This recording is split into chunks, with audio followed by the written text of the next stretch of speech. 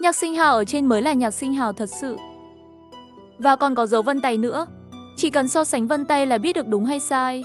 Còn nữa, xếp cao, xếp lỗ. Các anh có nhận ra rằng Võ Quốc Văn rất giống với Nhạc Sinh Hào không? Võ Tòng, cái này cậu nhắc tôi mới để ý. Hai người họ thật sự giống như hai anh em, không chắc chắn. Có thể hai người là chú cháu. Tôi đoán ông nội tôi đã trốn nạn ở Lan Thành. Đó là Mã Gia Xuyên ở Lan Thành. Sau đó, bị gia đình Mã ép buộc nhận Võ Quốc Văn làm con trai. Lỗ mãi cố gắng kiềm chế cảm xúc hưng phấn của mình. Có bằng chứng này. Đã đến lúc phải xóa bỏ cái ác của Nhạc Sinh Hào rồi. Sau khi ra khỏi đồn cảnh sát, Võ Tòng đi tìm Võ Quốc Văn ở Lan Thành. Không có lời nào thừa, trực tiếp nói rõ ý định. Chú ba, trước khi tôi đổi tên gọi chú là Mã Quốc Văn. Tôi có một nguyện vọng, tiền mà Nhạc Sinh Hào đưa cho chú trả lại vẫn còn kịp. Ngay cả khi không trả lại mà tự nguyện nộp cho công an, vẫn còn cơ hội quay đầu. Còn nữa, chú ba, chú bảo Võ Quân làm việc ở Lan Thành để kiếm tiền lớn. Chú đang trả ơn hay đang che đậy cho chính mình? Người khác không biết tình hình vợ và con gái của Võ Quân là như thế nào. Tôi rất rõ. Trong ánh mắt của Võ Quốc Văn không thể che giấu được sự hoảng loạn. Võ Tòng, cậu ra ngoài. Cậu đừng đến tìm tôi nữa. Không thể giao tiếp. Võ Tòng quay lưng và rời đi ngay lập tức. Võ Quân đột nhiên có 5 triệu tệ tiền mặt trong tay. Đi tìm Lý Tĩnh ở Tây Kinh ngay lập tức. Mặc dù bị mất ví giữa đường nhưng không sao. Thẻ ngân hàng vẫn còn. Chỉ cần chạy một chuyến đến ngân hàng để rút tiền thôi. Nhưng anh ta không biết là ngay trên đường đi Tây Kinh của anh ta, ở tòa nhà Yến Vũ ở Lan Thành, đã bị bao vây bởi các đơn vị đặc biệt. Chú ba Võ Quốc Văn cũng đã bị người ta đưa đi. Tĩnh Tĩnh, anh đã ly hôn rồi. Hãy về Lan Thành với anh có tiền, anh nuôi em. Võ Quân, vậy anh nói xem anh có bao nhiêu tiền? Thẻ này có 5 triệu tệ, nếu không tin, chúng ta hãy đi ngân hàng kiểm tra. Lý Tĩnh đã theo Võ Quân 3 năm, anh ta có bao nhiêu tiền? Lý Tĩnh làm sao có thể không biết, rất tò mò làm sao Võ Quân đột nhiên có 5 triệu tệ. Đã là năm 94 rồi, tiền gửi ở ngân hàng Lan Thành cũng có thể kiểm tra ở thành phố Tây Kinh. Lý Tĩnh muốn nhìn thấy tài sản triệu tệ trong thẻ của Võ Quân. Xin lỗi quý ông, thẻ ngân hàng bị đóng băng, không thể rút tiền. Đóng băng cái gì vậy? Đùa cái gì vậy? Cô gái bất ngờ.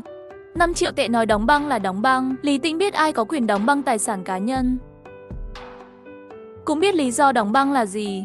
Xin lỗi quý ông, là đơn vị công an Lan Thành của anh đã đóng băng tài sản dưới tên anh. Nghe được câu này, Võ Quân ngồi bệt xuống đất. Lý Tĩnh kể cho Võ Tòng về chuyện Võ Quân ở Tây Kinh. Lo lắng Võ Quân tìm cách tự tử hoặc quấy rối Lý Tĩnh, Võ Tòng nhờ Lỗ Mãi giúp đưa Võ Quân trở về. Võ Quân trở về huyện Hoàng Nguyên gần như đã sụp đổ. Nhưng trong lòng còn nghi ngờ, có một số việc muốn hỏi chú ba. Chú ba, chuyện gì vậy? Chú ba không phải nói rằng số tiền này của tôi sẽ không gặp rắc rối sao? Võ Quân, tôi không phải là chú ba của cậu. Trong lòng tôi, chú ba mãi là chú ba của tôi. Chú ba đã nuôi tôi trong 5 năm. Nếu không có chú ba, tôi sẽ không có sự phát triển trong 5 năm ở Lan Thành. Võ Quốc Văn cảm thấy mình thất bại. Anh ta cũng giống như Nhạc Sinh Hào, làm giả danh. Người tiền bối đó sẽ không buông tha vụ này. Võ Quân, Du không phải con gái của cậu. Chú ba, ý chú là sao? Võ Quân, cậu hãy nghe rõ. Du là con gái của tôi, là vợ cậu sinh cho tôi. Tài sản dưới tên cậu không phải của cậu.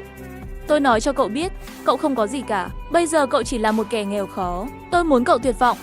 Muốn cả gia đình Võ tuyệt vọng. Tôi muốn trả thù cho mẹ tôi. Võ Quân lắc lư, đung đưa, mặt trắng bệch. Đầu óc vang lên tiếng ồn ào. Một cú hắt máu từ miệng. Cơ thể ngã về phía trước. Một màn tối mịt trước mắt. Khi tỉnh dậy đã ở trên xe của Võ Tòng rồi. Anh Quân, chuyện giữa tôi và thím hai, anh không còn căm ghét tôi nữa à? Không thể căm ghét được nữa. Võ Quốc Văn là giả. Những gì ông ta nói đều là giả. Tôi có tư cách gì để căm ghét cậu? Tôi căm ghét chính mình. Anh Quân, chúng ta về nhà thôi. Ông nội sắp đi rồi. Hãy để ông nội đi một cách yên tâm và thanh thản. Ngày mùng 3 tháng 2 năm 1994, nhằm ngày 23 tháng Chạp. Võ Tòng, chú là người lớn tuổi, nhưng ly rượu này chú mời cháu trước. Chú đã nhìn thấy cháu lớn lên, nhìn thấy cháu trước đây làm điều sai trái. Nhìn cháu thức tỉnh từ ngày 23 tháng Chạp năm ngoái. Chú biết nguyên nhân là gì? Vì vợ cháu mang thai và sinh cho cháu bé Bối Bối. Cháu mới có thể thức tỉnh, phải không? Người vui nhất là Kim Liên đứng bên cạnh.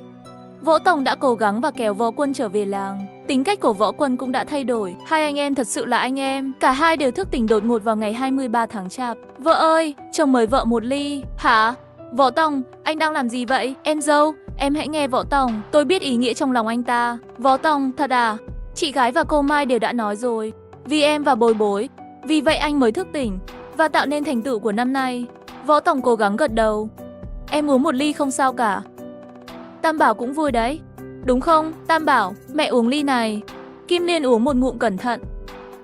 Dưới chân trôi lơ lửng. Tôi mang đến cho mọi người một đĩa thịt xương, mang thêm đồ ăn và rượu. Võ Tòng uống từng chén vào bụng. Lần đầu tiên trong cả năm uống say. Trong lúc mơ màng, cảm thấy mình vẫn nằm trên giường như một năm trước. Người già 60 tuổi sắp ra đi. Miệng kêu văn văn, đừng đi. Toàn bộ cơ thể và tâm hồn đều tuyệt vọng. Vợ à? Bối bối à? Võ Tòng, anh uống say rồi, anh nằm xuống ngủ đi có được không? Liên, anh không mơ phải không? Con gái anh ở đâu? Bối bối ở đâu? Bối yêu con, anh nằm xuống ngủ đi. Cả chú Hai, Dượng, chú trưởng làng đều nhìn anh đấy. Anh nằm xuống ngủ một giấc là tốt rồi. Không vợ ơi, anh không ngủ, anh không thể ngủ. Anh sợ đây là một giấc mơ, anh sợ anh sẽ tỉnh dậy. Có chuyện gì vậy? Anh hứa, anh Đông Bình, Võ Tòng uống say rồi, đừng làm ồn khi cậu ấy đang ngủ. Trong năm nay, tôi chưa bao giờ thấy Võ Tòng uống say, hôm nay thì uống thoải mái rồi à, ngủ cả buổi chiều này. Trưởng làng, em vợ tôi, cậu ta uống say rồi. Khi tỉnh lại, liệu cậu ta có trở lại như trước không? Vậy thì khó rồi, anh rể đừng lo lắng. Chắc chắn là không, tại sao anh lại chắc chắn như vậy?